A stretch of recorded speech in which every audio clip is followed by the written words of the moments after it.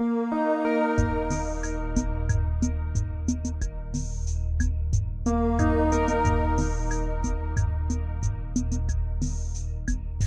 too young to be on that bridge. You're too young to be standing on the edge. Too young to be alone with the rain. You're too young. So I am a child life specialist here at the Children's Center at Sutter Medical Center, and I've been with Sutter for I think about 11 years, and my job here specifically is to help children cope and understand hospitalization, and there's a few ways that we do that. One of those ways is by educating children, and we do a lot of play with children based on their experiences here in the hospital and what to expect while they're here, so that they can get a better understanding and can really cope and understand illness, disease process, diagnosis, and still be children in the hospital setting. We use a lot of play to help children understand more about what's going on, but we also use it to help them feel normal and to have childhood experiences that are typical for children, even in the hospital environment. And so we really strive to create a sense of normalcy for children, really providing them with ways to express themselves, and also just to provide ways for them to play while they're here. As a child life specialist, I'm specifically trained to work in the hospital setting with children of all different pediatric ages.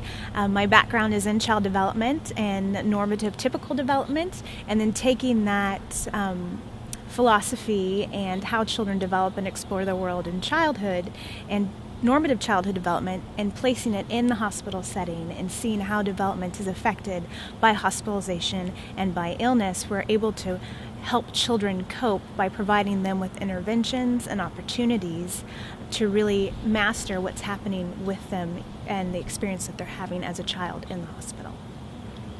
So here at Sutter, we see children from all over Northern California for many different reasons. We have an inpatient unit, we have outpatient areas, we have children who come for long hospitalizations, children who come for short hospitalizations, for different sorts of treatment, and we have surgery areas where children just come for a surgery for the day. We also have children who come to have surgery and stay for a while. One of the populations that we see are children with congenital heart defects and who might have a diagnosis involving their heart. I first met Kimberly, I think it was probably 1999 or 2000, and she was a community volunteer for our Child Life program.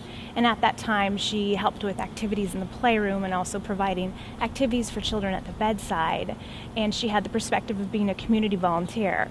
And we could never have predicted that her life would change. And now she has the perspective of being a family member and a young woman with a heart defect, and I think it's completely changed her perspective, and she's giving back to the children in a completely different way than what she was able to do when she was here as a community volunteer.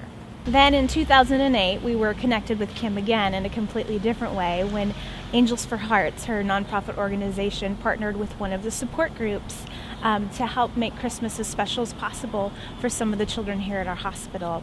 And at that time, Angels for Hearts brought in different gifts for children for us to pass out on Christmas morning, and also brought things that we could use in our program to help children during their hospital stays, like wagons for rides down the hallway and art supplies for using in the playroom, and different things just to help children during their hospital stay, and also specific things for children to help them on Christmas morning as they experience Christmas in the hospital setting.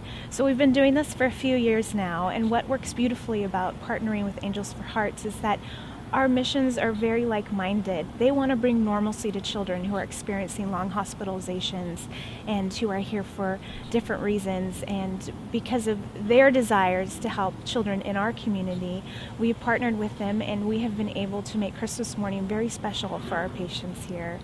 And specifically looking at children and what they love, and usually it's a brand new toy to unwrap on Christmas morning, and Kim and her family come with just pallets and pallets of toys wrapped in cellophane paper with big giant bows on them to provide to the children on Christmas morning, just to make it as special as possible and as normal as possible.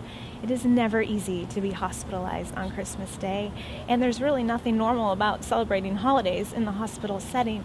But by providing these wonderful activities and wonderful gifts for children, they feel special and they feel acknowledged by Santa Claus. And that's what's most important, is that Santa comes to the hospital on Christmas morning and delivers these gifts to children.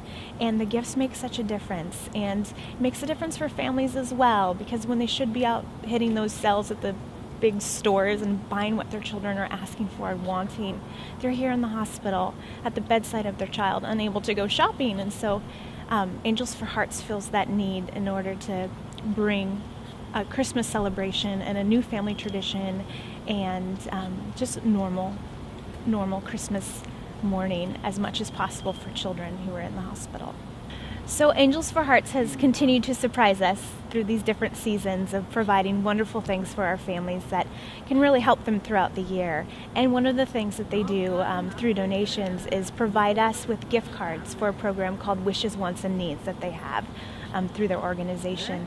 And what that means is that when we identify a child who really wants something special and their families aren't able to get that for them, we can use those gift cards to help provide just a little something extra for a child to have while they're in the hospital setting. On Christmas, during Christmas time, we had a little girl who was very much into Princess, and Angels for Hearts provided a box of Tinkerbell fairies and all the fairies from the Tinkerbell movie, and we had provided this little girl with that gift, which she absolutely loved. But we also let her borrow our own Tinkerbell movie to watch while she was here in the hospital. And so she would take out her fairies and act out the scenes when she was watching the show. She had the little characters all lined up. And we realized that this little girl needed to take that movie home. It would help her transition from being in the hospital setting to going home, since she spent so much time watching that movie over and over again. So we were able, through donations like Wishes, Wants, and Needs, to go and make sure that this little girl had that movie to take home with her, so that she could have the gift that was provided during the Christmas holiday season, and then the movie to take home as well, so that she would be able to have that at her home as well and enjoy it while she was at home. So Kimberly often contacts us and asks us what specifically we need to help better run our program and better meet the needs of our patients. And so this year we came with a big request for Kimberly. We had the idea that having an iPad would really help us be able to use technology to really help children when we're distracting them for different procedures, but also when we're educating them about what's going to happen next. And so it was a very big surprise when this holiday season, Kimberly and her family were able to provide us with an iPad to use with our patients. And it's been a great tool. I've used it quite a few times for distraction for children, helping them focus on a game while they might be having their sutures removed. There was one particular girl who was having a procedure of getting her sutures removed. She was very scared, very anxious, and English was her second language. So we were able to find a game on the iPad in her language that she could understand. And she engaged in a game and lied on the gurney and allowed her sutures to be removed with one little squeak. And from going from a child who was scared and crying to one who was engaged in distraction on an iPad and laying on the gurney and using her finger to make a song play, it really made such a difference for her. It was something so simple, but yet at the same time, we wouldn't have been able to provide that if we didn't have an iPad.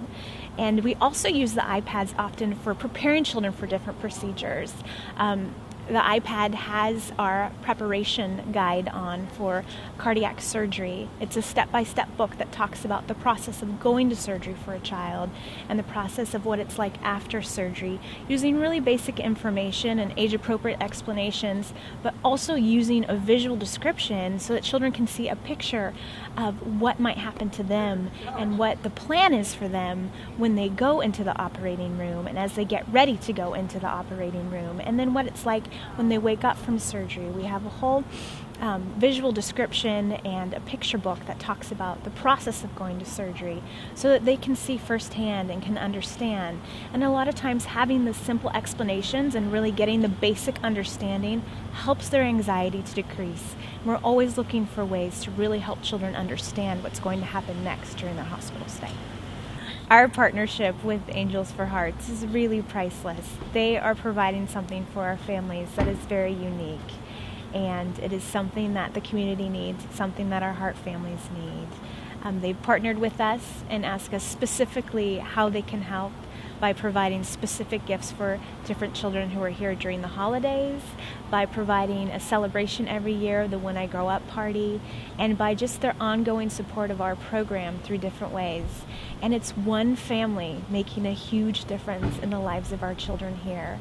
And in turn, Kimberly and her family are able to heal through their process of also having a heart diagnosis and going through that journey of what it's like to be a patient and what it's like to be hospitalized for long periods of time and what it's like to count on friends and family for support. And they are able to single-handedly, as one family unit, make such a difference in the lives of so many children here at our hospital. And we absolutely appreciate what they do, and we know they couldn't do it without the help of the community and through donations of individuals and other families who also are helping them make a difference in the lives of the children here at our hospital. I would just like to extend a thank you to all the families and the donors who help the organization Angels for Hearts, because without your help from the community, Kimberly and her family would not be able to do what they're doing here at our hospital.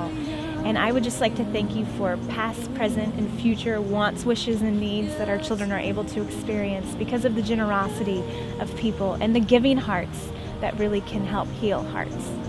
Too young. You're too young.